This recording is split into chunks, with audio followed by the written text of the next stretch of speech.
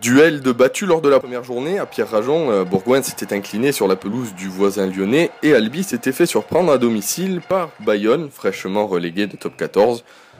Deux équipes en quête de rachat donc, et ce sont les Isérois qui vont se montrer les plus tranchants dans cette première période. Pas beaucoup de jeu, pas beaucoup d'envolées, mais de l'indiscipline côté Ternay, et Jérôme Bosviel se fait un malin plaisir à sanctionner. Une pénalité, puis 2, puis 3, ça fait rapidement 9-0. Les Albigeois avaient un temps tenu le ballon, mais sans se montrer dangereux. Et surtout, ils ont perdu rapidement sur blessure leur talonneur Djebabla et leur troisième ligne Faléafa. Pas idéal pour la confiance donc.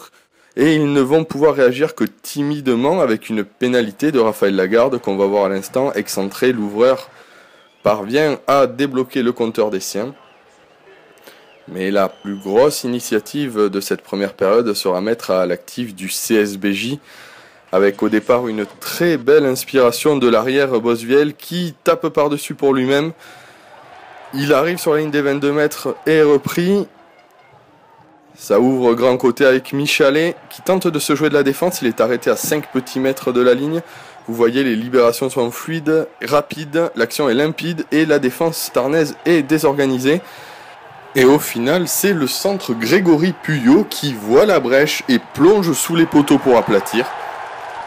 Ça fait 16-3 à la pause. On se dit que Bourgoin est parti pour réussir sa première sortie de la saison devant son public.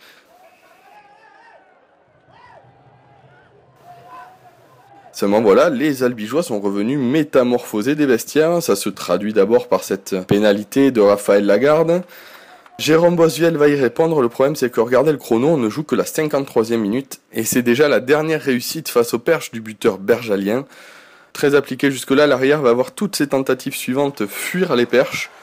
Au contraire, Raphaël Lagarde, qui avait connu un échec sur une pénalité qui semblait assez facile en première période, lui a réglé la mire. Ça fait 19-9, 19-12 et même 19-15. Albi revient à portée. Les Tarnais prennent confiance, ils se montrent plus fringants à l'image de leur mêlée qui a clairement pris l'ascendant depuis la reprise.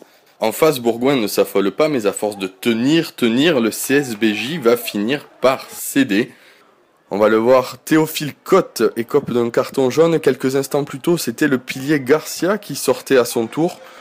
Cela fait 6 minutes que la sirène a retenti, Albi multiplie les mêlées et les pilonnages de la ligne, Bourgoin se met à la faute régulièrement, et à force, Monsieur Noireau n'a plus le choix. Il file sous les poteaux, essai de pénalité, qui vient sceller la remontée albigeoise et crucifier Bourgoin.